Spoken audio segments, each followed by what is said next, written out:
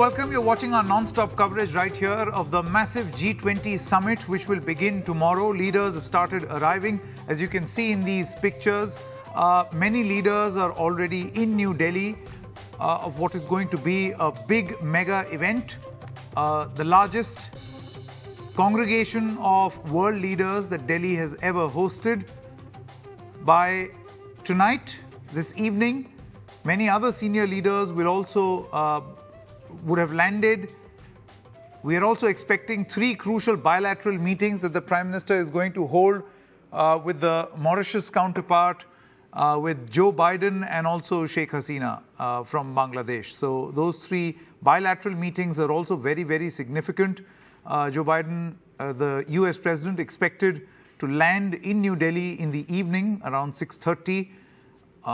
As world leaders start coming in, the agenda for the G20 summit has been spelt out. One Earth, one future. This mission is going to be a subject matter of discussion over the course of the next 2 days. One Earth, one family, and one future. It was spelt out in a press conference today, which was hosted by the Foreign Secretary as well as the Sherpa of G20. Let's quickly listen in to what they had to say.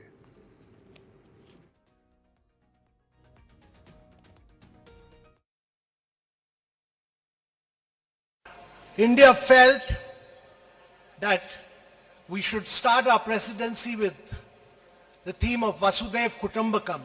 That is, the world is one family. We are one earth, one family, and we should have one future. And the Prime Minister, who's the leader of G20 from India, and I act as his Sherpa, he said that our presidency, India's presidency, should actually be inclusive, it should be ambitious, it should be decisive, and it should be action-oriented. And these are the 4 principles on which we have worked. And I can assure you that we have lived up to his vision of being inclusive, ambitious, action-oriented, and very, very decisive. The New Delhi Leaders' Declaration, which many of you will see post the summit, you will see it as a voice of the global south and the developing countries. No document in the world would have such a strong voice for the global south and the developing countries as the New Delhi Leaders' Declaration. New Delhi Leaders' Declaration is almost ready. I would not like to dwell on it because this declaration will be recommended to the leaders and the leaders will then accept it. And only after it has been accepted by the leaders. There's a World Bank report which has come out, which has praised India's digital public infrastructure. I'm just trying to understand, how is India going to disseminate this infrastructure? Will it be through an organization or an institution like the Solar Alliance? So, well, let me say that when we started India's presidency, very few people knew about digital public infrastructure and the open source model of it. This has been extensively taken forward by both the finance track and the Sherpa track in a very vigorous manner. And today's India's digital public infrastructure has been broadly accepted that this is the way to bring in financial inclusion, this is the way to do fast payments, this is the way to drive tech innovation of the future. And I think one of our great achievements, somebody had asked about key takeaways, while we are not talking at this stage about achievements, but I think one of the key takeaways of India's presidency is that the world acknowledges that India has truly revolutionized technology through the digital public infrastructure, which is a unique model. NDTV's Vasudha Venugopal now joins us from a location which for the next 3 days, Vasudha, is going to be home, the Bharat Mandapam, home for you. Yes, please carry on. Please tell us Yes. what you have to say here.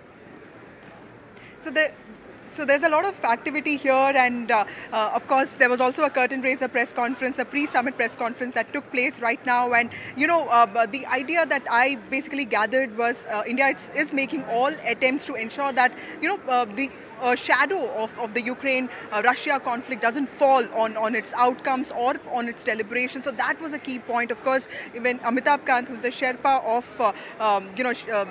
India's G20 presidency, clearly said that multilateral issues are different from bilateral issues and platforms, and China on a multilateral platform also behaves differently. So it was very clear that he was specifying the fact that India is going to talk about global south, and that is what it has been doing for the past 10 months. This was also repeated by the Foreign Secretary Vinay Kwatra, who also said that